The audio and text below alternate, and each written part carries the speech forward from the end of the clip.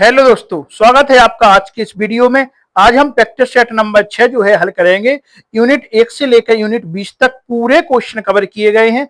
Top 100 question लिए गए हैं एमसीक्यू के, और आपको इस वीडियो में वास्तविक पेपर की झलक जो है देखने को मिलेगी। हम हिंदी साहित्य में एमपी बैग 2 चयन परीक्षा जो 20 तारीख से आपकी स्टार्ट हो रही है, सबसे पहले हमारे हिंदी के ही पेपर हैं। तो आप लोग बने रहे हमारे साथ, वीडियो को बिल्कुल भी स्किप ना करें, पूरा वीडियो देखें, क्योंकि आज के इस वीडियो में बहुत ही महत्वपूर्ण आपके लिए क्वेश्चन लेकर आया हूं। पूरे क्वेश्चन आपके प्रत्येक यूनिट बाय यूनिट लिए गए हैं और सभी यूनिटें इसमें कवर की गई हैं। तो आप लोग बने रहे हमारे साथ, वीडियो को पूरा देखें। यदि अभी तक आपने चैनल को सब्सक्राइब नहीं किया है तो सब्सक्राइब कर लें और वीडियो को लाइक अवश्य कर दें। आइए देखते हैं आज का प्रैक्टिस सेट हम स्टार्ट करते हैं। तो आप लोगों के बीच में आज का पहला क्वेश्चन हमारा है कि वैज्ञानिक एवं तकनीकी शब्दावली आयोग की स्थापना कब की गई थी। बहुत ही महत्वपूर्ण क्वेश्चन है, आपको बताना है वैज्ञानिक एवं तकनीकी शब्दावली की आयोग की स्थापना कब की गई थी। ऑप्शन है आपके 1956, 1958, 1959, 1961। इसका जो है आपका राइट आंसर होने वाला है 1961। आइए अगला क्वेश्चन हम देखते हैं। अगला हमारा इसका क्वेश्चन है अपभ्रंश एवं ब्रज भाषा के योग से कौन सी जो है भाषा बनती है।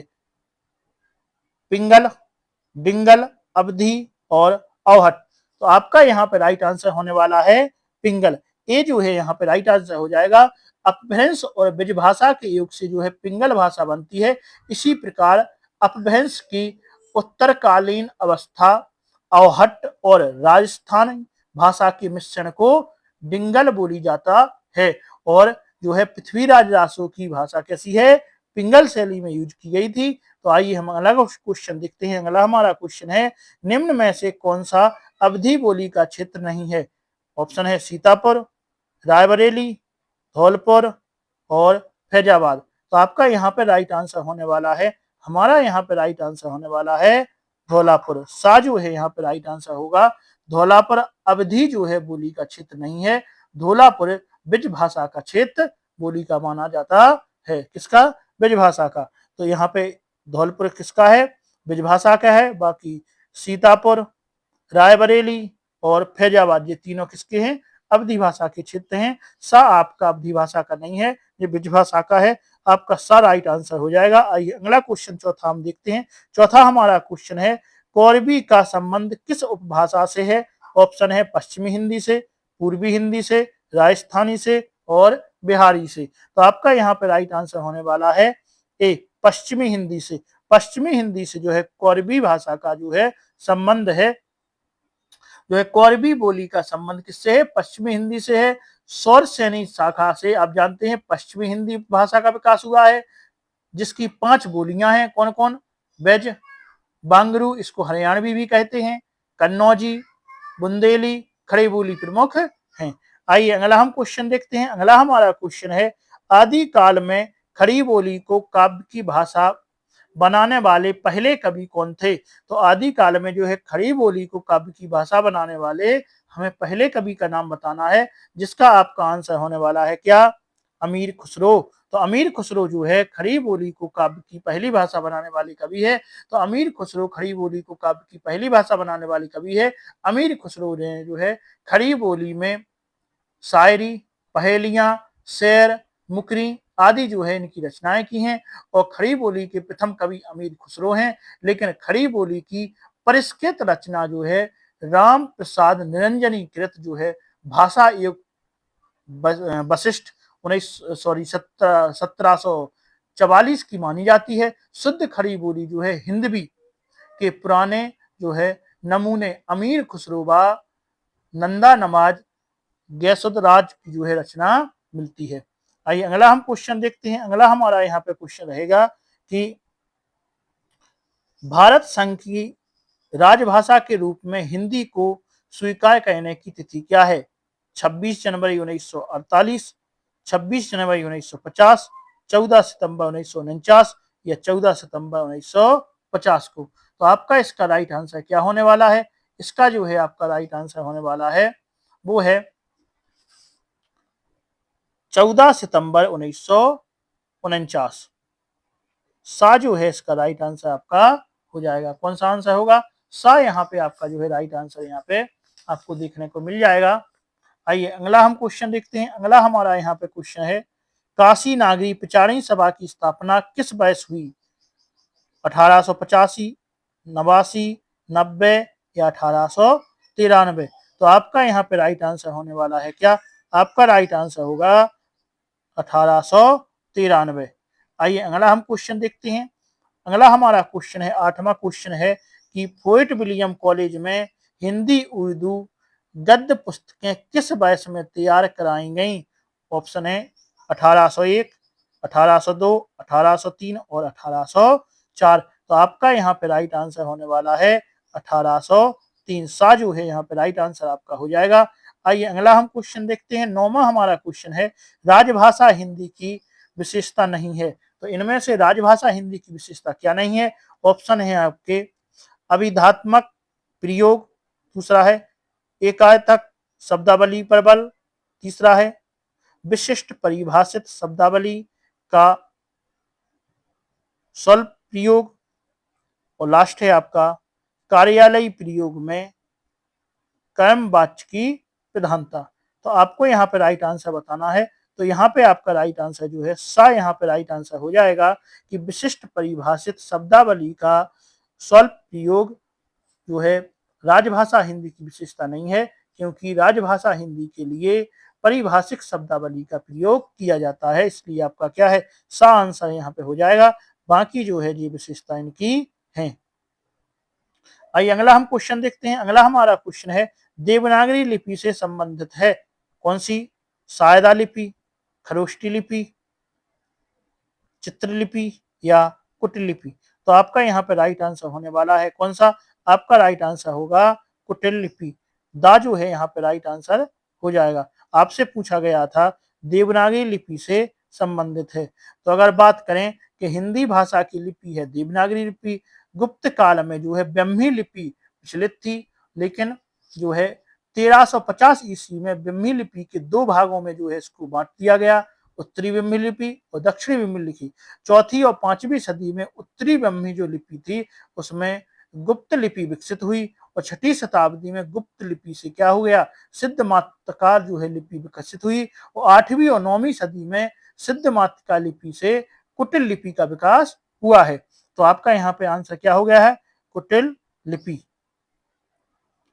और आगे अगर हम देखें तो इसी कुटिल लिपि को नागरी और सायदा लिपि विकसित हुई है, और नागरी का ही आगे चलकर देवनागरी नामकरण हो गया था। तो कहा जाए कि कुटिल लिपि जो बनी है और आगे चलकर कुटिल लिपि से ही कौन सी बनी है, नागरी और सायदा लिपि का विकास हुआ है। नागरी लिपि का ही आगे चलकर देवनागरी लिपि नामकरण हुआ है। देवनागरी लिपि का वर्तमान स्वरूप उदय माना जाता है 9वीं से 10वीं शताब्दी में, और देवनागरी शब्द का पहला उल्लेख जो है 1553 ईस्वी में जैन ग्रंथों में मिलता है। भाषा विज्ञान की शब्दावली में यह अक्षरात्मक लिपि कहलाती है। तो आपको इसके बारे में पूरी जानकारी दे दी है। आपका आंसर यहाँ पे दा हो जाएगा। आइए अगला क्वेश्चन हम देखते हैं। अगला यहाँ पे हमारा क्वेश्चन होगा, 11वां हमारा क्वेश्चन है, 7वीं शताब्दी से ही हम सिद्धों और रचनाओं को अपनी भाषा में प्रारंभिक रूप से पाते हैं। इन रचनाओं के वर्ण विषय हठयोग, मंत्र, मध्य और स्त्री हैं, जो विजययान के मुख्य रूप हैं। भाषा अपभ्रंश मिश्रित है, जिसमें सिद्धांतों के मिश्रण के कारण काव्योत्कर्ष हो नहीं सकता। जो है उक्त कथन किस आलोचक का है? तो आपको बताना है जो कथन आपको बताया गया है यह कथन किस आलोचक का है। तो आपका यहाँ पे राइट आंसर होने वाला है वो है, पहले ऑप्शन देख लें। ऑप्शन है आचार्य रामचंद्र शुक्ल का, आचार्य हजारी प्रसाद द्विवेदी का, डॉक्टर राम कुमार वर्मा का, या राहुल सत्यर्थन का। तो आपका यहाँ पे राइट आंसर होने वाला है जी है आपका सा, डॉक्टर राम कुमार वर्मा का। आइए अगला क्वेश्चन देखते हैं। अगला हमारा यहाँ पे क्वेश्चन होगा, भक्ति काल से जो अर्थ लिए जाते हैं उनमें असंगत है क्या? भागवत धर्म के प्रचार प्रसार के परिणाम स्वरूप भक्ति आंदोलन का सूत्रपात हुआ। दूसरा है, इसमें भागवत धर्म के अतिरिक्त शैव, शाक्त, जैन, बौद्ध, सूफी आदि संप्रदाय भी प्रभावित हुए थे। अगला है भक्ति आंदोलन की लोकोन्मुखी प्रवृत्ति के कारण विभिन्न भाषाओं के साहित्य की बारसी आ गई। और लास्ट है आपका भक्ति आंदोलन का सूत्रपात उत्तर भारत में जो है कबीर के प्रयासों से हुआ है। तो आपका यहाँ पे बताना है असंगत कथन में से कौन सा है, आपको बताना है। तो इसका जो है आपका राइट आंसर होने वाला है द। भक्ति आंदोलन का सूत्रपात उत्तर भारत में जो है कबीर के प्रयासों से हुआ है। यहाँ पे आपका राइट आंसर जी होने वाला है। आइए अगला हम देखते हैं।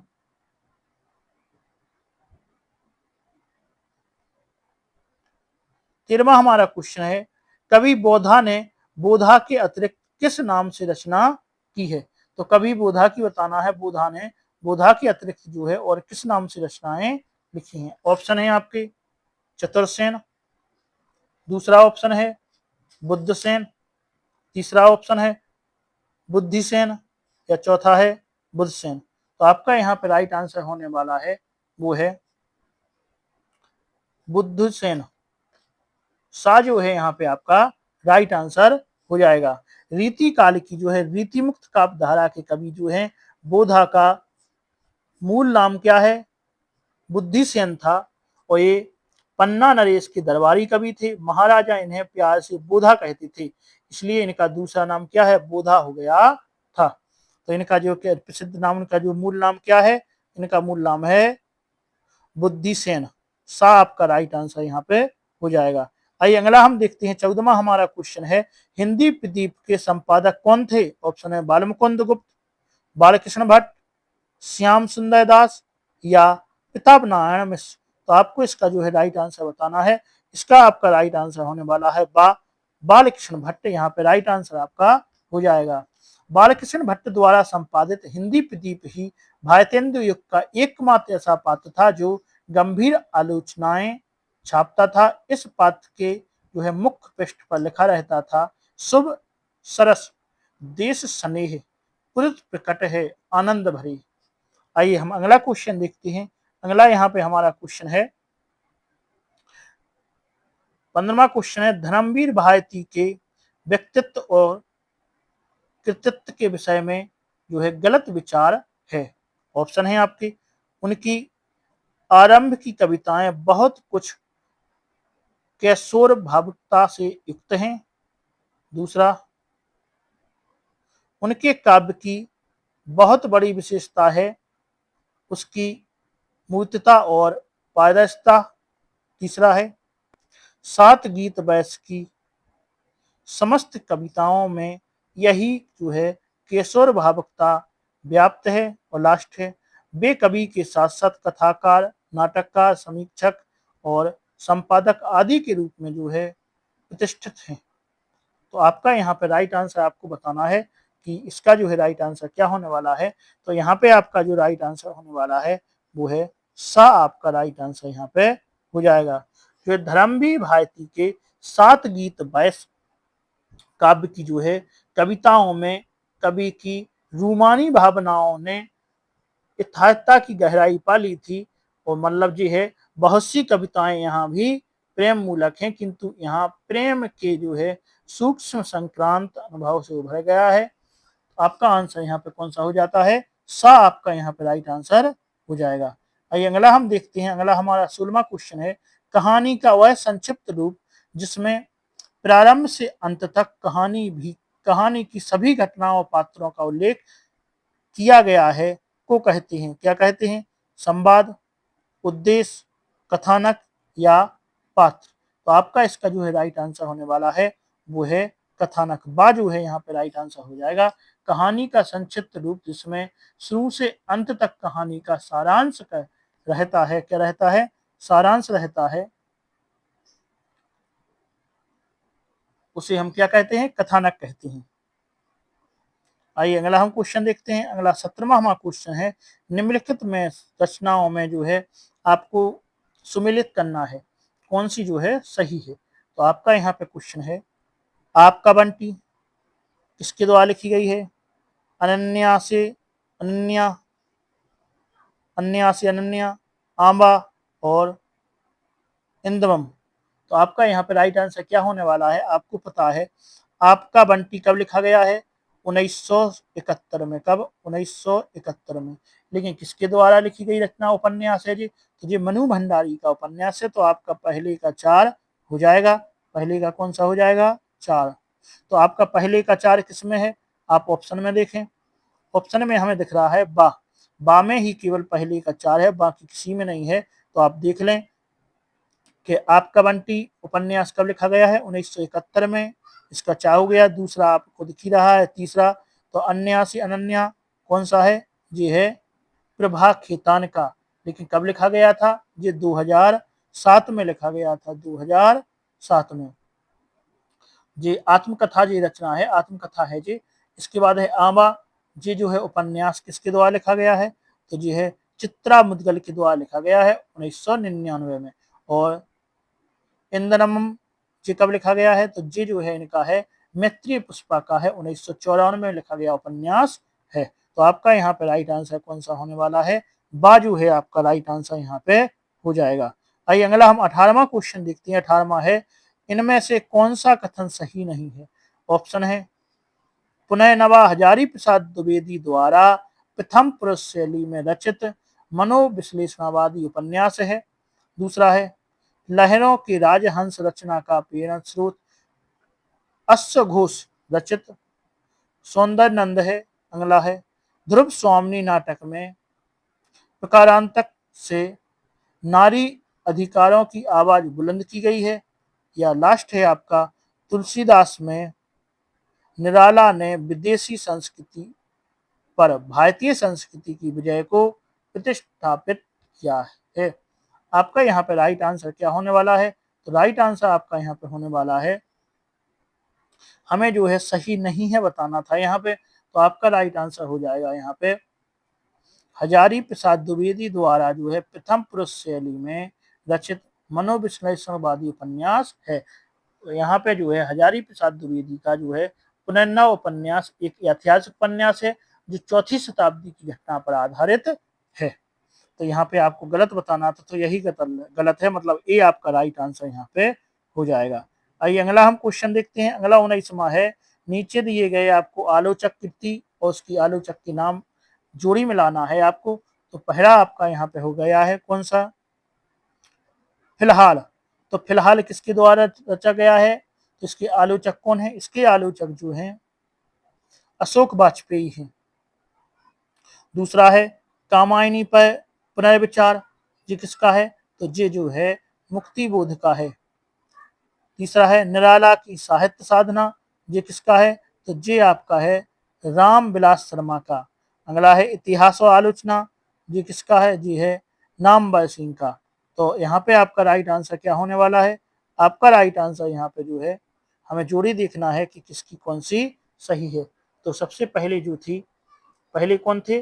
पहले के जो है तीसरे थे। तो हम देखेंगे कि इसका आंसर क्या हो जाएगा। बा जो है यहाँ पे राइट आंसर हो जाएगा।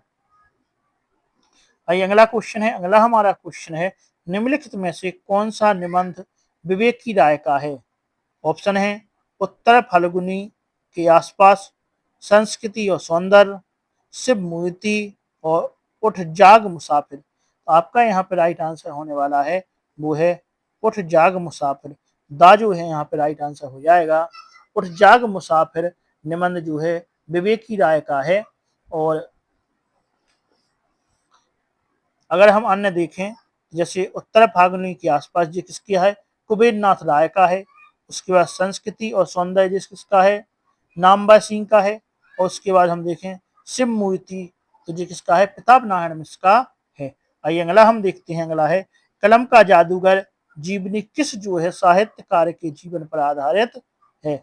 ऑप्शन है आपके रामधारी सिंह दिनकर के, भारतेंदु हरिश्चंद्र के, निराला के या प्रेमचंद के। तो आपका यहाँ पे राइट आंसर होने वाला है वो है प्रेमचंद। दा जो है यहाँ पे राइट आंसर हो जाएगा। मदन गोपाल ने जो है प्रेमचंद के जीवन पर जो है कलम का मजदूर नाम से जीवनी लिखी है। तो इसका राइट आंसर क्या हो जाएगा? आपका राइट आंसर जो है दा यहाँ पे राइट आंसर हो जाएगा। आइए अगला हम क्वेश्चन देखते हैं। अगला हमारा है माखनलाल चतुर्वेदी की रचना समय के पांव की विधा है, क्या है? समय के पांव की विधा क्या है? निबंध है, संस्मरण है, या जी यात्रा संस्मरण है, या जी कविता है। तो आपको इसका जो है राइट आंसर बताना है। इसका राइट आंसर जो है आपका हो जाएगा सा, संस्मरण है। सा जो है इसका राइट आंसर हो जाएगा। आइए अगला देखते हैं। शिव पूजन सहाय का संस्मरण है कौन सा? वेदन वे लोग, विभूति, देहाती दुनिया, या ग्राम सुधार। तो आपको यहाँ पे राइट आंसर बताना है। इसका जो है राइट आंसर आपका ए यहाँ पे हो जाएगा। बेदिन बेलोग यहाँ पे राइट आंसर आपका हो जाएगा। आइए अगला हम क्वेश्चन 24वां देखते हैं। 24वां हमारा है इनमें से कौन सा यात्रा संस्मरण विष्णु प्रभाकर का नहीं है? ऑप्शन है हंसते निर्जन दहकती भट्टी, दूसरा है एक बूंद सहसा उछली, तीसरा है भोर का सपना, और चौथा है आकाश एक है। तो आपको जो है इसका राइट आंसर बताना है। तो इसका जो है राइट आंसर आपका सा यहाँ पे राइट आंसर आपका हो जाएगा। आइए अगला हम क्वेश्चन देखते हैं। अगला हमारा यहाँ पे क्वेश्चन है 15वां क्वेश्चन है श्री लाल शुक्ल का रिपोर्टाज शैली में लिखा गया उपन्यास है कौन सा? सूनी घाटी का सूरज, अज्ञातवास, राग दरबारी, या आदमी का जहर। तो आपका यहाँ पे राइट आंसर हो जाएगा वो है राग दरबारी। सा जो है यहाँ पे राइट आंसर आपका हो जाएगा। आइए अगला हम देखते हैं। अगला हमारा है उपमा अलंकार से संबंधित कौन सा कथन जो है सही नहीं है?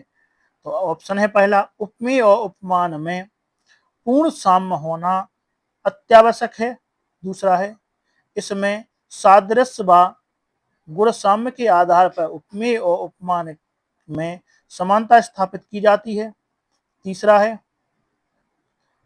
उपमा में दो पदार्थों में साधम्य रहने पर भी वे धर्म के तत्व विद्यमान रह जा सकते हैं, और तीसरा है जिस गुण के कारण उपमेय और उपमान में साम्य स्थापित हो उसे साधारण धर्म कहते हैं।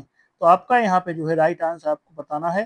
तो इसका जो है आपका राइट आंसर यहाँ पे होने वाला है ए मतलब 1 जो है इसका राइट आंसर यहाँ पे हो जाएगा। आइए अगला हम देखते हैं 27वां हमारा क्वेश्चन है। 27वां क्वेश्चन है चौपाई छंद से संबंधित में संगत कथन है कौन सा? प्रत्येक चरण में क्रमशः नगड़ भगड़ भगड़ रगड़ और 2 गुरु वर्ण है। अगला है प्रत्येक चरण में 16 वर्ण है। चरण के अंत में लघु गुरु ना है, और लास्ट है चरण के मध्य में तुक मिलती है। तो आपको जो है संगत कथन बताना है। तो 27 का आपका राइट आंसर होने वाला है चरण के अंत में जो है गुरु लघु ना हो। तो वो कौन सा होता है? चौपाई छंद जो है संबंध में यही कथन आपका सही है। आइए अगला हम देखते हैं।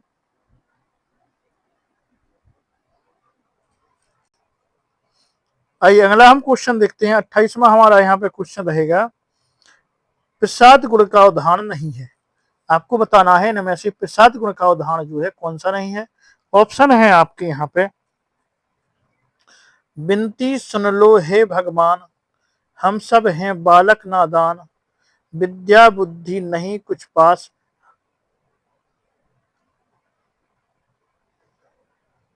और हमें बना लो अपना दास। इसमें क्या प्रसाद गुण है? दूसरा है बाजू ऑप्शन है आपका है मंद मंद मुरली बजावत अधर धरे, नंद नंद निकस्यो मुकुंद मधुबंती। अगला ऑप्शन है आपका मैं जो नया ग्रंथ बिलोकता हूं, भाता मुझे सो नौमित सा है, और लास्ट आपका ऑप्शन जो है वो है देख सुदामा की दीन दशा, करुणा करके करुणा निधि रोए, पानी प्रात को हाथ छुओ नहीं, और नैनन के जल सो पग धोए। तो आपको यहाँ पे बताना है कि प्रसाद गुण का उदाहरण इनमें से कौन सा नहीं है। तो आपका यहाँ पे राइट आंसर जो होने वाला है वो है बा। मंद मंद मुरली बजावत अधर धरे, और मंद मंद निकष्यो मुकुंद मधुबन ते। तो बा जो है यहाँ पे राइट आंसर आपका हो जाएगा। आपको साथ में हमारे हल करते चलना है कि आपका आंसर क्या है और हमारा क्या है, फिर आपके कितने नंबर आ रहे हैं आप स्वयं देख सकते हैं। आइए अगला हम क्वेश्चन देखते हैं। अगला हमारा 29वां क्वेश्चन है, इनमें से निम्नलिखित में से काव्य दोष कौन सा नहीं है। ऑप्शन है श्रुत तत्व, दूसरा है क्लिष्ट तत्व, तीसरा है चैत्य संस्कृत, और चौथा है सामित्य। तो आपका यहाँ पे राइट आंसर होने वाला है वो है दा।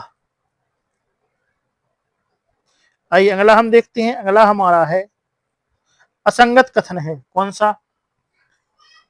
आ है आपका गर्व, हर्ष, चपलता आदि सुखात्मक संचारी भाव है। दूसरा है लज्जा, व्याधि, अपस्मार आदि दुखात्मक संचारी भाव है। तीसरा है बेपथु, रोमांच, स्वेद आदि संचारी भाव है। और लास्ट है हास, रति, उत्साह आदि रसों के स्थायी भाव हैं। तो आपका यहाँ पे राइट आंसर होने वाला है सा। आइए अगला क्वेश्चन है। अगला है निम्नलिखित संकेतार्थक काव्य है कौन सा है। वह है कल जयपुर जाएगा, वह है यदि वह कहेगा तो मैं भी जाऊंगा। तीसरा है कक्षा में शोरगुल मत करो, और चौथा है मेरी बात ध्यान पूर्वक सुनो।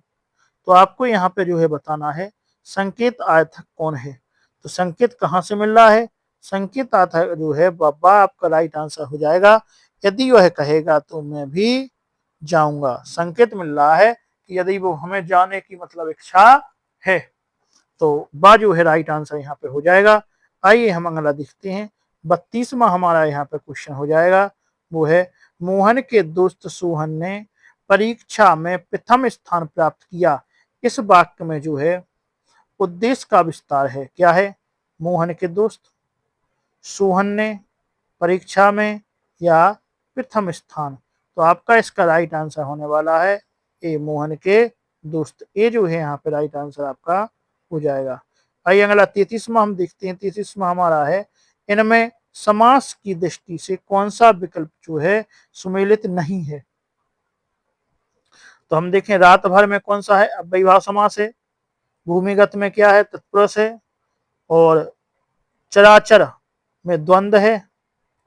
या प्रत्यारोपण में कैमधारा है। कौन सा सम्मिलित नहीं है, गलत हमें जो है बताना है। तो आपका यहाँ पे राइट आंसर होने वाला है वो है दा। प्रत्यारोपण में कैमधारा समास नहीं है। दा आपका यहाँ पे राइट आंसर हो जाएगा। आइए अगला हम देखते हैं। अगला हमारा है 34वां क्वेश्चन, इनमें से किस सामासिक पद का विग्रह सही नहीं है। कौन सा है, उत्तरोत्तर माने उत्तर में उत्तर, नीति निपुण, नीति में निपुण, लघुत्तर, लघु है जो उत्तर, विवाहेतर, विवाह से इतर। तो आपको सही नहीं है बताना है यहाँ पे। तो आपका यहाँ पे राइट आंसर होने वाला है उत्तरोत्तर, उत्तर में उत्तर। ए जो है यहाँ पे राइट आंसर हो जाएगा। आइए अगला है 35वां है, इनमें से किस विकल्प में सही संधि नहीं हुई है। ऑप्शन है योगी प्लस ईस, योगेश, सठ प्लस आनन, सठानन, नौ प्लस उड़ा, नौड़ा, और बैसा प्लस ऋतु, बसतु। तो आपका यहाँ पे राइट आंसर आपको बताना है, तो सही नहीं है बताना है। तो ये जो है यहाँ पे राइट आंसर आपका हो जाएगा। आइए अगला हम देखते हैं। अगला हमारा यहाँ पे क्वेश्चन होगा,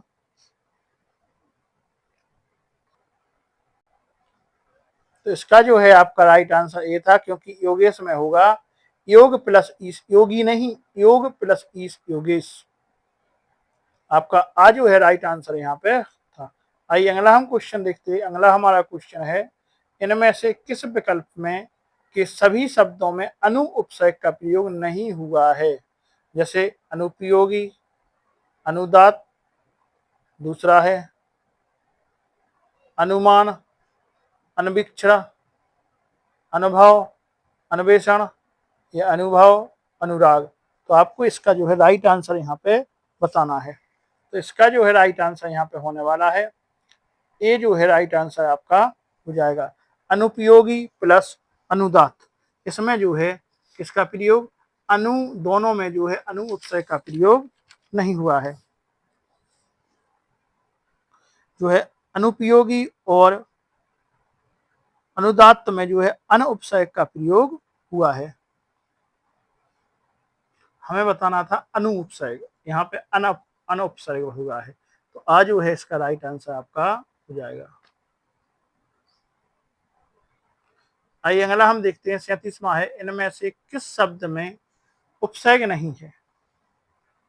पर्यटन, नकटा, संकल्प या हमराज। तो आपका यहाँ पे राइट आंसर होने वाला है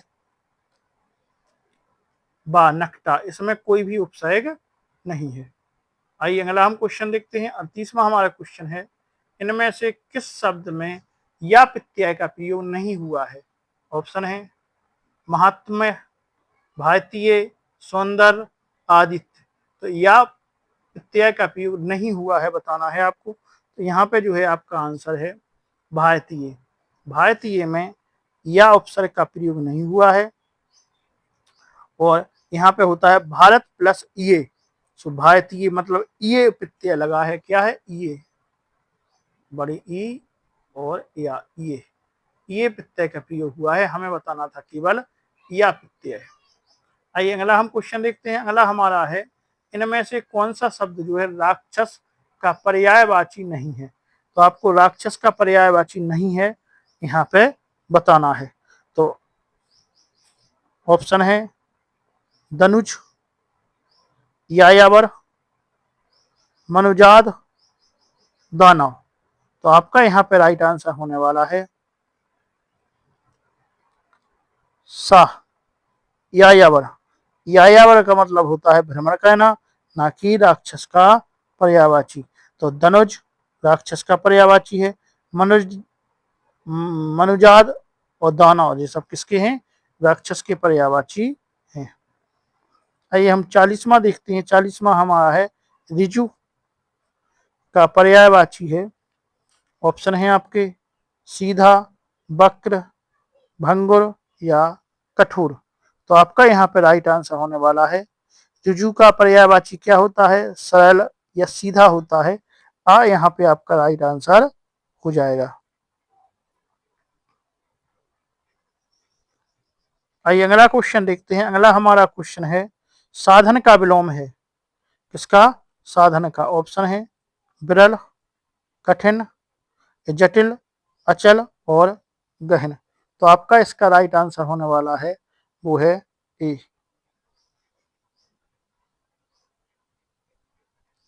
जटिल का क्या होता है? शैल होता है। और अचल का क्या होता है? चल होता है। सघन का क्या होता है? विरल होता है। तो आपका राइट आंसर हो गया है। आइए अगला हम देखते हैं। अगला हमारा यहाँ पे 42वां क्वेश्चन आपका हो जाएगा। 42वां क्वेश्चन है, किस विकल्प में विलोम युग्म है? पहला है आकुल का व्याकुल होता क्या? दूसरा है कटु, तिक्त, तीसरा है हताश को निराश या सुरति को विरति। तो आपको यहाँ पे जो है राइट आंसर बताना है। तो यहाँ पे आपका राइट आंसर है सुरति का विलोम जो है विरति सही है, अन्य जो है सही नहीं है। तो द आपका यहाँ पे राइट आंसर हो जाए। सुरति का क्या होता है? विरति।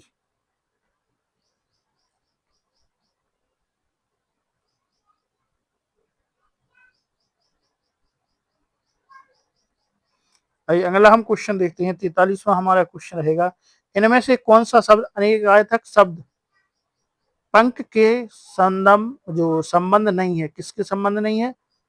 पंख से संबंध नहीं है। कौन सा? कीचड़, दलदल, पंचक या पाप। तो 43 का जो है आपका आंसर होने वाला है सा, पंचक। सा जो है यहाँ पे राइट आंसर हो जाएगा। पंचक अनेकार्थक शब्द पंख के संबंध में नहीं है। आइए अगला हम क्वेश्चन देखते हैं। अगला हमारा क्वेश्चन यहाँ पे होगा 44वां क्वेश्चन है, इनमें से किस विकल्प में चपल चपला शब्द युग्म का सही अर्थ भेद है? ऑप्शन है बिजली चंचल, दूसरा है चंचल बिजली, तीसरा है बिजली लक्ष्मी और चौथा है लक्ष्मी अधीर। तो आपको यहाँ पे राइट आंसर बताना है। तो राइट जो आपका आंसर यहाँ पे बा आपका राइट आंसर हो जाएगा। कौन सा हो जाएगा? बा यहाँ पे आपका राइट आंसर हो जाएगा। आइए अगला हम देखते हैं। अगला 45वां हमारा है, कुल का नाश करने वाला वाक्यांश के लिए एक शब्द है। कौन सा है? कुलांगार, कुलकेतु, कुलांधर या कुलावंतस। तो आपका यहाँ पे राइट आंसर होने वाला है वो है ए, कुलांगर। कुलांगा जो है यहाँ पे राइट आंसर हो जाएगा। आइए अगला हम देखते हैं। अगला हमारा है, निम्नलिखित में से निम्नांकित में अशुद्ध शब्द है। कौन सा है? प्रतिद्वंदी, मलयुद्ध, विद्वता या जीर्ण। तो आपका यहाँ पे राइट आंसर क्या होने वाला है? आपका है जीर्ण जो है अशुद्ध शब्द है। तो दा जो है यहाँ पे राइट आंसर आपका हो जाएगा। आइए अगला हम 47वां क्वेश्चन देखते हैं, इनमें से किस विकल्प में सभी शब्द शुद्ध हैं? तो आपको शुद्ध शब्द बताना है। ऑप्शन है आपके क्रियान्वयन या गरिष्ठ, दूसरा है सिद्धत या टिप्पणी, तीसरा है हितैषी, प्रशस्त या दा है आपका उदन सर्वोपरि। तो 47 का आपका राइट आंसर होने वाला है सा। सा यहाँ पे जो है शुद्ध शब्द है, हितैषी और प्रशस्त जो है आपका राइट आंसर होगा। आइए अगला हम देखेंगे 48वां है, निम्नांकित में शुद्ध शब्द है। कौन सा है? मध्यंजर, तंतुरुस्त, बावजूद और सूझबूझ। तो आपका 48 का जो है राइट आंसर यहाँ पे होगा बा, तंदुरुस्त। बा जो है यहाँ पे राइट आंसर आपका हो जाएगा। आइए अगला हम देखते हैं। अगला हमारा है, निम्नलिखित में से अशुद्ध वाक्य है। कौन सा है? भ्रमर पुरुषों के परागों को चूसता है, दूसरा है मुझे बहुत प्यास लगी है, तीसरा है महेश अनेक कलाओं में दक्ष है, चौथा है इस नदी का पाट बहुत चौड़ा है। 49 का राइट आंसर आपका अशुद्ध वाक्य कौन सा है? भ्रमर पुरुषों के परागों को चूसता है। ये आपका यहाँ पे राइट आंसर है। अगर इसको सही बनाना है तो भ्रमर जो है पुष्पों के पराग को चूसता है, परागों ने पराग को चूसता है। ये जो है इसका राइट आंसर आपका हो गया है। आइए अगला हम क्वेश्चन देखते हैं। अगला हमारा 50वां क्वेश्चन है, इनमें से अशुद्ध वाक्य है। कौन सा है? नौजवान युवकों को आगे आना चाहिए, दूसरा है बच्चे छत पर उछल कूद ना करें, बच्चे छत पर, बच्चे नहीं होगा, बच्चे छत पर उछल कूद ना करें। अगला है उसने मेरी बात ध्यान से सुनी और लास्ट है आपका ऑप्शन शहर भर में अफवाह तेजी से फैल गई। तो आपका यहाँ पे राइट आंसर आपको बताना है। तो यहाँ पे जो राइट आंसर आपका हो जाएगा वो क्या है? राइट आंसर आपका यहाँ पे ये राइट आंसर होगा नौजवान युवकों को आगे आना चाहिए। तो यहाँ पे होगा नौजवानों को आगे आना चाहिए। नौजवानों को युवक लगाने की जरूरत क्या है भैया? वो तो युवक ही नौजवानों की बात हो गई है। तो आ यहाँ पे राइट आंसर आपका हो गया है अशुद्ध वाक्य आ हो गया है। आइए 51वां क्वेश्चन देखते हैं। 51वां हमारा क्वेश्चन है, गबन उपन्यास में कौन पात्र है जो व्यवहार में बड़े रसिक एवं शतरंज में इतने रसीले थे कि खेलने बैठ जाते तो सवेरा कर देते। शतरंज उनके लिए शराब से कम मादक ना था। तो आपको बताना है ऐसे कौन थे। आपके ऑप्शन है रमा बाबू, रमेश बाबू, दयानाथ और दीनदयाल। तो आपका यहाँ पे राइट आंसर होने वाला है वो है वाह, रमेश बाबू।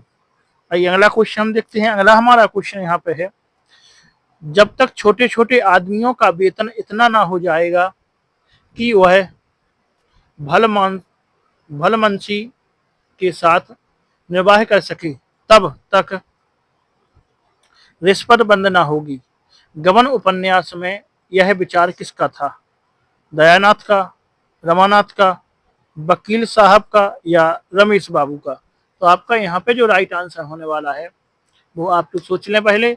इसका जो राइट आंसर है वो है द रमेश बाबू। द यहाँ पे जो है राइट आंसर हो जाएगा। आइए अगला क्वेश्चन देखते हैं। अगला हमारा क्वेश्चन है, आपका बंटी उपन्यास में चिनू किसका बेटा है? बंटी का, मीरा का, डॉक्टर जोशी का या शकुन का? तो आपका यहाँ पे जो राइट आंसर होने वाला है वो है मीरा का। तो जो चिनू है किसका बेटा था? मीरा का बेटा है। आइए अगला क्वेश्चन देखते हैं। अगला हमारा है, बाणभट्ट की आत्मकथा उपन्यास में किस कालखंड का विवरण है? मौर्य काल का, पुराण काल का, उपनिषद काल का या गुप्त काल का? तो आपका यहाँ पे राइट आंसर होने वाला है वो है गुप्त काल का। द यहाँ पे जो है राइट आंसर हो जाएगा। कौन सा? द। आइए अगला क्वेश्चन देखते हैं। अगला क्वेश्चन हमारा है, कबीर का दर्शन है द्वैतवाद, अद्वैतवाद, विशिष्टाद्वैतवाद या शुद्धाद्वैतवाद? तो आपका यहाँ पे राइट आंसर जो होने वाला है वो कौन सा है? आप देख लें पहले। इसका जो राइट आंसर है वो है अद्वैतवाद। आइए अगला क्वेश्चन हम देखते हैं। 56वां हमारा यहाँ पे क्वेश्चन है वो है, लादी खेप गुण ज्ञान जोग की बिज में आए उतारी। यहाँ गोपियों ने अयोग्य सामान की गठरी किसे कहा है? उद्धव को, योग संदेश को, प्रेम संदेश को या कुब्जा की संदेश को? तो आपका यहाँ पे जो राइट आंसर होने वाला है वो है योग संदेश को। बा यहाँ पे जो है राइट आंसर हो जाएगा। आइए अगला क्वेश्चन देखते हैं। 57वां हमारा क्वेश्चन है, मेरी भवबाधा हरो हरित दुत हुई। मेरी भवबाधा हरो राधा नगरी सोए जो दोहा है, उक्त दोहे में बिहारी जी के किस जो है ज्ञान का पता चलता है? ज्योतिष शास्त्र का, वैदिक ज्ञान का या रसायन का या उपर्युक्त सभी? तो आपका जो आंसर यहाँ पे होगा वो है उपर्युक्त सभी। द आपका राइट आंसर हो जाएगा। आइए अगला क्वेश्चन हम देखते हैं। अगला आपका क्वेश्चन है, बदली का जल किससे लिए होता है? सॉरी, किसके लिए होता है? बदली का जल किसके लिए होता है? ऑप्शन है आपके, अपने लिए, सृष्टि के लिए, स्त्री के लिए या खेत के लिए? तो आपका इसका राइट आंसर होगा वो है सृष्टि के लिए। बाजू है राइट आंसर आपका हो जाएगा। आइए अगला क्वेश्चन देखते हैं। अगला हमारा क्वेश्चन है, नदी के द्वीप कविता किस शैली में लिखी गई है? वर्णात्मक, व्यंजनात्मक, आलोचनात्मक या आत्मकथात्मक? तो आपका इसका जो है राइट आंसर होने वाला है वो है आत्मकथात्मक। द यहाँ पे राइट आंसर हो जाएगा। आइए 60वां क्वेश्चन देखते हैं। 60वां हमारा क्वेश्चन है, अंधेरे में कविता में शक्ति द्वारा दिए गए परिचय में वर्णन में खाली स्थान का उपयोग किया गया है। ऑप्शन है उत्प्रेक्षा, उपमा, मानवीकरण या रूपक? इसका जो है आपको राइट आंसर बताना है। इसका राइट आंसर आपका यहाँ पे होने वाला है वो है रूपक का। द आपका राइट आंसर यहाँ पे हो जाएगा। आइए 61वां क्वेश्चन देखते हैं। 61वां आपका क्वेश्चन है, ओ बाबा इस कंगले की भी बात सुनते जाना किसने किससे कहा? अपाहिज डाकू खड़क सिंह ने दुर्गादत्त वेद से या अपाहिज ने बाबा भारती से या भिखारी ने बाबा भारती से या भिखारी ने खड़क सिंह से? तो इसका जो है राइट आंसर होने वाला है बा, अपाहिज ने बाबा भारती से कहा था। बा यहाँ पे राइट आंसर आपका हो जाएगा। आइए अगला क्वेश्चन हम देखते हैं। अगला हमारा क्वेश्चन यहाँ पे रहेगा, जब घोड़े का नाम ना लो, अब घोड़े का नाम ना लो, मैं तुमसे इसके विषय में कुछ ना कहूंगा। मेरी प्रार्थना यह है कि इस घटना को किसी के सामने प्रकट न कहना। वाक्य में बाबा भारती की कौन सी चारित्रिक विशेषता अभिव्यक्त होती है? पहला है अहंकार, भोलापन, मनुष्यता पर विश्वास की भावना या क्रूर व्यवहार। तो आपका यहाँ पे राइट आंसर होने वाला है वो है मनुष्यता पर विश्वास की भावना। आइए अगला क्वेश्चन देखते हैं। 63वां क्वेश्चन है, क्या ऐसा नहीं हो सकता कि लेखक हैं कौन से? रविन्द्रनाथ टैगोर, प्रेमचंद, रामनारायण उपाध्याय या महादेवी वर्मा। तो आपका जो राइट आंसर यहाँ पे होगा वो है रामनारायण उपाध्याय। आइए अगला क्वेश्चन देखते हैं। अगला हमारा क्वेश्चन है, मैं नीर भरी दुख की बदली कविता किस रस में परिगठित की जा सकती है? श्रृंगार रस में, करुण रस में, शांत रस में या हास्य रस में। तो आपका इसका जो है राइट आंसर होने वाला है वो है करुण रस में। बा यहाँ पे राइट आंसर आपका हो जाएगा। आइए अगला हम क्वेश्चन देखते हैं। अगला है, गोपाल प्रसाद व्यास का जन्म कब हुआ? 1915, 1917, 1912, 1910 में। इसका राइट आंसर है 1915 में। आइए अगला क्वेश्चन देखते हैं। अगला हमारा क्वेश्चन है, कितने वर्ष की अल्पायु में बिस्मिल की माताजी का विवाह हो गया था? ऑप्शन है 14, 9, 11 या 16 वर्ष। तो आपका राइट आंसर यहाँ पे होगा वो है 11 वर्ष। बाजू है राइट आंसर आपका हो जाएगा। आइए अगला हमारा 67वां क्वेश्चन है, सिद्धेश्वरी के सबसे बड़े बेटे का नाम क्या नाम था? रामचंद्र, प्रमोद, मोहन या चंद्रिका प्रसाद। तो इसका राइट आंसर होने वाला है वो है रामचंद्र। आज जो है यहाँ पे राइट आंसर हो जाएगा। आइए अगला क्वेश्चन देखते हैं। अगला हमारा क्वेश्चन है 68वां क्वेश्चन है, शेर खां को खुला छोड़कर मेवाड़ की तरफ जाना सल्तनत और दिल्ली के लिए खतरे से खाली नहीं है। यह कथन किसका है? तातार खां का, हिंदू बेग का, हुमायूं का या हुमायूं के सेनापति का। तो आपका यहाँ पे राइट आंसर होने वाला है वो है द हुमायूं के सेनापति का। द यहाँ पे जो है राइट आंसर हो जाएगा। आइए अगला हमारा क्वेश्चन है, कालिंदी चैन के साथ कितने आदमी थे जो उनके घर चर्चा के लिए आए थे? 2, 3,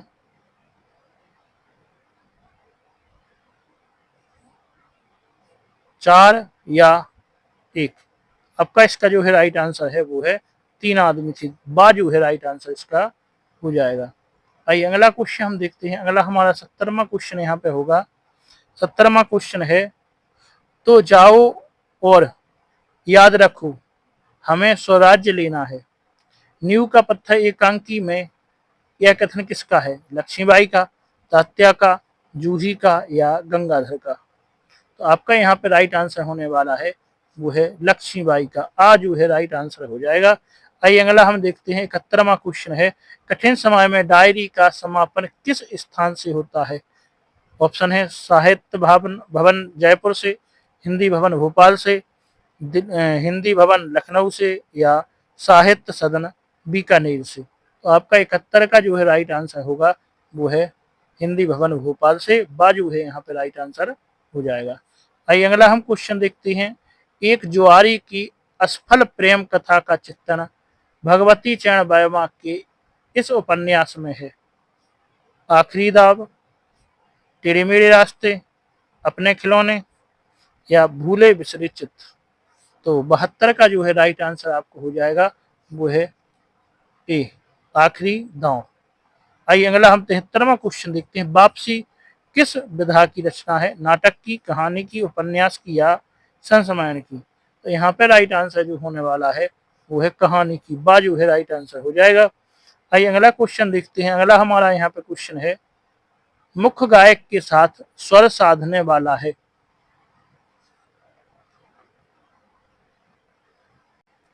तो ऑप्शन है आपके तबला वादक, सहगायक, सितार वादक या संगतकार। तो आपका जो है राइट आंसर यहाँ पे होने वाला है वो है संगत का। दा जो है राइट आंसर यहाँ पे हो जाएगा। आइए अगला क्वेश्चन देखते हैं। अगला 75वां क्वेश्चन है, जूता हमेशा टोपियों से कीमती रहा है। पंक्ति जो है भावार्थ है, क्या है इसका? पहला है सम्मान की वस्तु की अब कद्र नहीं रही। दूसरा, महंगाई दिनों दिन बढ़ रही है। अगला, शक्तिशाली लोगों के चरणों में अनेक लोग झुक जाते हैं। अगला, आज के युग में भी फोटो खींचने का प्रचलन है। तो इसका जो है राइट आंसर आपका होने वाला है वो है शक्तिशाली लोगों के चरणों में जो है अनेक लोग झुक जाते हैं। सा जो है इसका राइट आंसर हो जाएगा। तो ये भी इसका राइट आंसर हो सकता है कि सम्मान की वस्तु की अब कद्र नहीं रही। तो इसका आंसर जो है बिल्कुल ये राइट आंसर यहाँ पे होगा। आइए अगला क्वेश्चन हम देखते हैं। अगला हमारा क्वेश्चन है, मेरे बचपन के दिन पाठ के अनुसार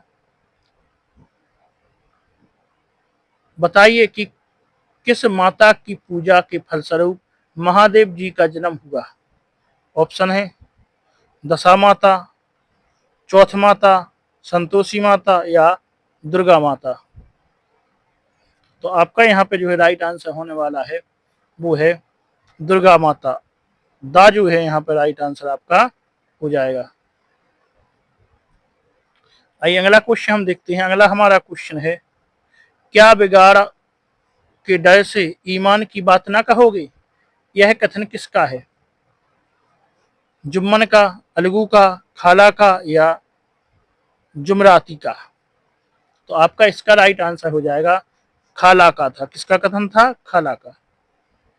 आइए अगला क्वेश्चन हम देखते हैं। अगला हमारा क्वेश्चन है, हम स्वस्थ सांस्कृतिक प्रभावों के लिए अपने दरवाजे खिड़कियां खुले रखें पर अपने बुनियाद पर कायम रहें। उपभोक्तावाद की संस्कृति पाठ में उक्त कथन किसका है? लेखक का, दादा भाई नौरोजी का, गांधी का या नेहरू जी का? आपका यहाँ पे राइट आंसर हो जाएगा वो है गांधी जी का। साजू है यहाँ पे राइट आंसर हो जाएगा। आइए अगला क्वेश्चन देखते हैं। अगला हमारा क्वेश्चन है, जब लेखक डांडे पर पहुंचे तो समुद्र तल से कितनी ऊंचाई पर खड़े थे? 15 से 16,000 फीट, 17 से 18,000 फीट, 12 से 13,000 फीट या 20 से 22,000 फीट? तो आपका यहाँ पे राइट आंसर बा हो जाएगा। 17 से 18,000 फीट बाजू है राइट आंसर हो जाएगा। आइए 80वां देखते हैं। गिरिजा कुमार माथुर का जन्म कहाँ हुआ? ऑप्शन है गोकुलपुरा, अशोकनगर ग्वालियर, झगरपुर या सिवान कला बलिया उत्तर प्रदेश? तो आपका यहाँ पे राइट आंसर जो होने वाला है वो है ये जो है राइट आंसर हो जाएगा गोकुलपुरा, गुना, मध्य प्रदेश में। 81वां हमारा क्वेश्चन है, बाल गोविंद भगत के घर से गंगा नदी कितनी दूरी पर थी? 30 कोस, 35 कोस, 40 कोस या 45 कोस? तो आपका यहाँ पे 81 का राइट आंसर होने वाला है वो है 30 कोस। ये जो है यहाँ पे राइट आंसर हो जाएगा। आइए अगला हम क्वेश्चन देखते हैं। अगला क्वेश्चन है, लखनवी अंदाज पाठ के अनुसार बताइए कि लेखक के सेकंड क्लास की टिकट क्यों खरीदी थी? ऑप्शन है आराम फरमाने के लिए, दूसरा है नई कहानी के बारे में सोचने के लिए, तीसरा है निबंध लिखने के लिए, चौथा है सुरक्षित व आरामदायक यात्रा के लिए। तो इसका जो राइट आंसर है वो है नई कहानी सोचने के लिए।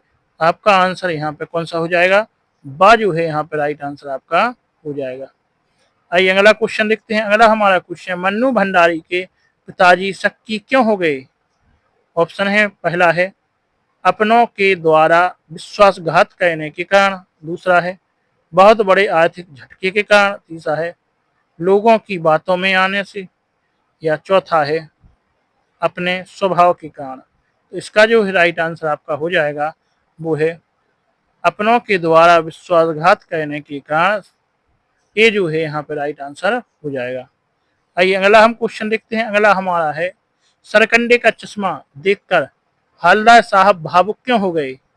ऑप्शन है चश्मा उम्मीद से कम घास का बना था, दूसरा है यह चश्मा कैप्टन ने लगाया था, अगला है देशभक्ति की भावना को संतोष मिल गया था। अगला यह चश्मा पान वाले ने लगाया था। इसका जो है राइट आंसर आपका हो जाएगा सा। देशभक्ति भावना को संतोष मिल गया था, सा जो है यहाँ पे राइट आंसर हो जाएगा। आइए अगला क्वेश्चन है। अगला क्वेश्चन हमारा है लेखक ने हिरोशिमा कविता कहाँ लिखी? जापान में, भारत लौटकर, रेलगाड़ी में बैठे बैठे या रेलवे स्टेशन पर? तो 85 का जो राइट आंसर है वो है सा। रेलगाड़ी में बैठकर लेखक ने जो है हिरोशिमा कविता लिखी है, सा आपका राइट आंसर हो जाएगा। आइए अगला क्वेश्चन है कवि भूषण ने सितारे गढ़धारी किसे कहा है? औरंगजेब को, सेनापति को, शिवाजी को या मुगलों की स्त्रियों को? तो आपका इसका जो है राइट आंसर है वो है शिवाजी को, सा जो है राइट आंसर हो जाएगा। आइए अगला क्वेश्चन हमारा है आधी रात को कोयल क्यों गाने लगती है? ऑप्शन है ब्रिटिश शासन के क्रूर आचरण से क्षुब्ध होकर, दूसरा है बसंत ऋतु के आगमन पर, तीसरा है जंगल में जलती आग देखने पर, अगला है कैदियों द्वारा गीत गाते देखकर। तो आपका इसका जो है राइट आंसर 87 का होने वाला है वो है ब्रिटिश शासन के क्रूर आचरण से क्षुब्ध होकर। आइए अगला क्वेश्चन हम देखते हैं। 88 में हमारा है ग्रामश्री कविता किस काव्य संग्रह से ली गई है? युगांत से, गाम्या से? तो आपका राइट आंसर यहीं पे है गाम्या, तो बाजू है यहाँ पे राइट आंसर हो जाएगा। आइए हम अगला क्वेश्चन देखते हैं। अगला हमारा क्वेश्चन है बच्चे काम पर जा रहे हैं, कविता के अनुसार सबसे भयावह क्या है?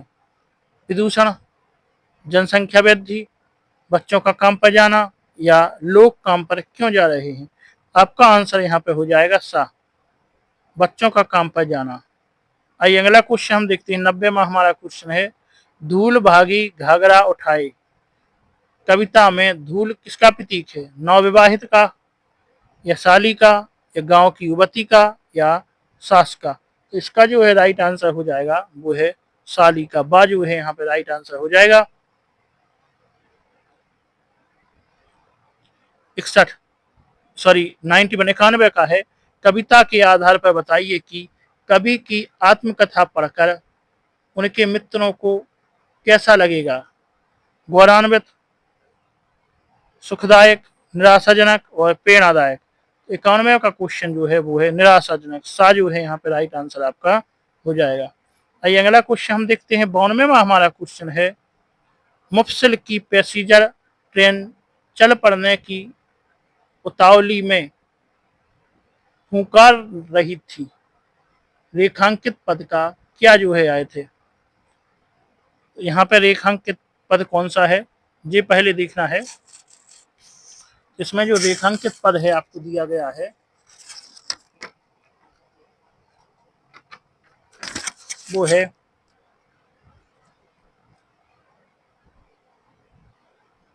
मुफस्सिल। मुफस्सिल जो है यहाँ पे रेखांकित पद है, तो मुफस्सिल का जो है आपको अर्थ बताना है।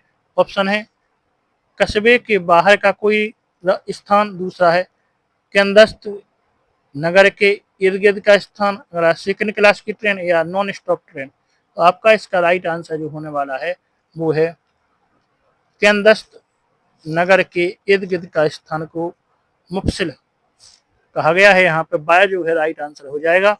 आइए अगला हम क्वेश्चन देखते हैं। अगला है एक कहानी यह भी पाठ के आधार पर बताइए कि मनु भंडारी की यादों का सिलसिला कहाँ से शुरू होता है? ऑप्शन है इंदौर के ब्रह्मपुरी मोहल्ले के 2 मंजिला मकान से, दूसरा है अजमेर के ब्रह्मपुरी मोहल्ले के 2 मंजिला मकान से, या भानपुरा कस्बे से, या प्रयाग शहर से? तो आपका यहाँ पे राइट आंसर होने वाला है वो है अजमेर के ब्रह्मपुरी मोहल्ले के 2 मंजिला मकान से, बाजू है यहाँ पे राइट आंसर हो जाएगा।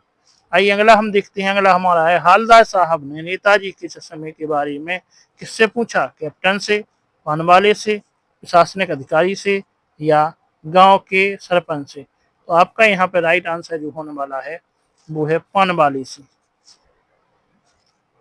आइए अगला क्वेश्चन देते हैं। आगे के अनुसार प्रत्यक्ष अनुभव कब होता है? ऑप्शन है जब घटना समाचार पत्रों में पढ़ी जाए, दूसरा जब घटना सामने की हो, या जब घटना किसी से सुनी गई हो या उपरोक्त सभी। तो इसका जो आंसर है वो है बा, यहाँ पे राइट आंसर हो जाएगा जब घटना सामने ही हो। आइए अगला हम देखते हैं। आगे हमें जो दिया गया है वो हमें गद्यांश को पढ़ना है और उसको हमें पूरा हल करना है। क्वेश्चन भी नीचे दिए गए हैं, आइए देखते हैं, पढ़ते हैं।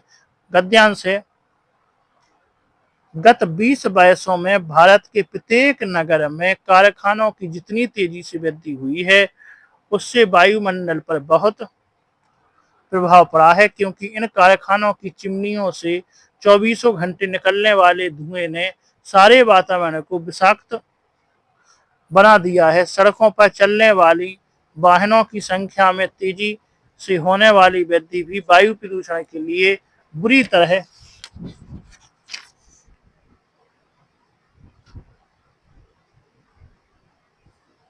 तरह उत्तरदायी है। आज असंख्य प्रकार की सांस फेफड़ों की बीमारियां आम बात हो गई है। बढ़ती हुई जनसंख्या, लोगों का शहरों की ओर पलायन भी अप्रत्यक्ष रूप से प्रदूषण का कारण है। शहरों की बढ़ती जनसंख्या के लिए सुविधाएं जुटाने के लिए वृक्षों और वनों को भी निरंतर काटा जा रहा है। तो जी हमने गद्यांश पढ़ लिया है। अब आइए इसके क्वेश्चन आंसर देखते हैं। तो पहला क्वेश्चन है, उपर्युक्त गद्यांश में तद्भव शब्द है। तो उपर्युक्त गद्यांश में तद्भव शब्द कौन सा है आपको यहाँ पे बताना है।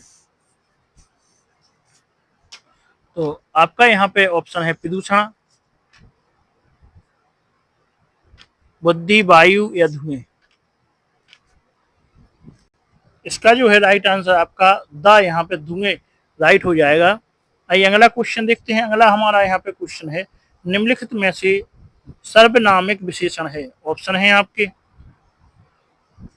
24 घंटे, गत 20 वर्षों से, इन कारखानों या असंख्य। तो आपका इसका जो है राइट आंसर यहाँ पे हो जाएगा वो है इन कारखानों से।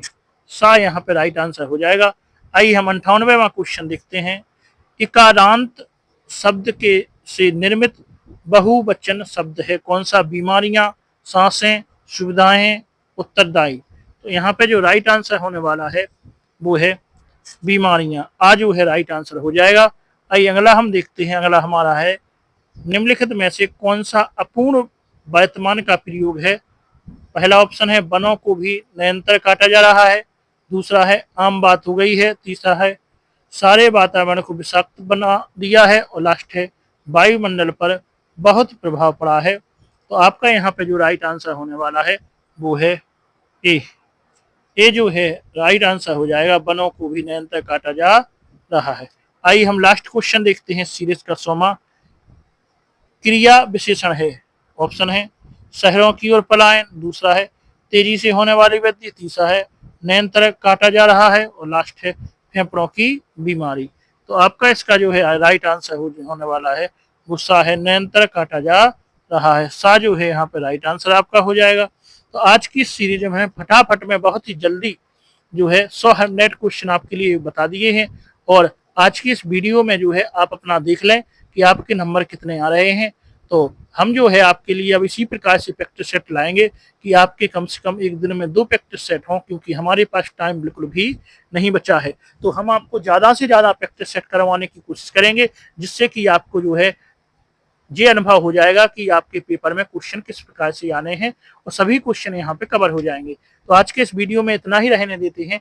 आगे फिर जल्दी आपसे मुलाकात होगी एक और प्रैक्टिस सेट के साथ और नए जो उसके साथ। आप लोग अपनी तैयारी के लिए बिल्कुल ध्यान से पढ़ते रहें, और अभी तक यदि आपने चैनल को सब्सक्राइब नहीं किया है तो चैनल को सब्सक्राइब कर लें और वीडियो को लाइक अवश्य करें। आज के लिए इतना ही, धन्यवाद।